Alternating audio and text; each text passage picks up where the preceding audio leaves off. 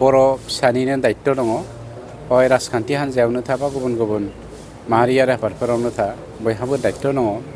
दा बेखौ सरजाबनानै दिनै चिरां जिल्ला बर' थुनलाइ आफादनि बानजायनायाव आंबो लोब्बा लाखिनानै बर' थुनलाइखौ जों माबोरै जौगाहोनो हागोन, हारिया थुनलाइ बिथिङाव गोमालांनो फैगासिनो दङ, बेखौ जोङो माबोरै बासायनो हागोन बे थांखिजों दिनैनि बे 37थि बर'नि जे थुनलाइनि आड्डा बा खन्थाइनि आड्डा बेवहाय जोङो ज' जाजाय मानव गेदेर बर' थुनलाइ आफादनि मिरुनि आफादगिरि बिथांखौ लाफानानै जोङो क'क्राझार जिल्ला, बिजनी जिल्ला आरो जोंनि चिरां जिल्ला जथायै थुनलाइगिरिफोरखौ लानानै खन्थाइनि आड्डाखौ दिनै खुंनाय जादों।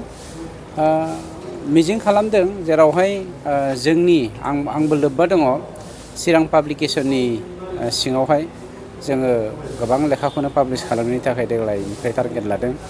नायनि इसोरा माबायदि हेल्प खालामो, गासैबो अबंलावरिनि सायावबो सोनारनो गोनां जायो। अब्लाबो जोंबो मानसि हिसाबै नाजानाया बे जोंनि मावनांगौ दायित्व आरो दिनैनि बे हाबाफारिया बेखौ लोब्बा लानानैनो मावनाय जादों। बेयाव बाहागो लानानैथ' मोजां मोनदों।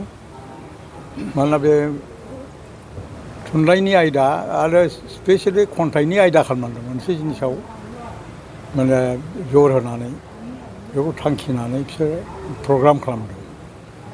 बे हिसाबै जोङो बेयाव गोबां खन्थाइगिरिफ्रा खन्थाइ आवरायनायनि बाहागोखौ लानो सुबिदा मोनो। बे चिरां जिल्ला बायदि जिल्लानि अनगायै जेन'बा गुदि बर' थुनलाइ आफादफ्राबो बेबायदि लायोबा थुनलाइखौ माबायदि जौगाबावनो हागोन होननानै सारा सानो? बेखौ खालामनो हायोबाथ' आरो मोजांसिन जागोन।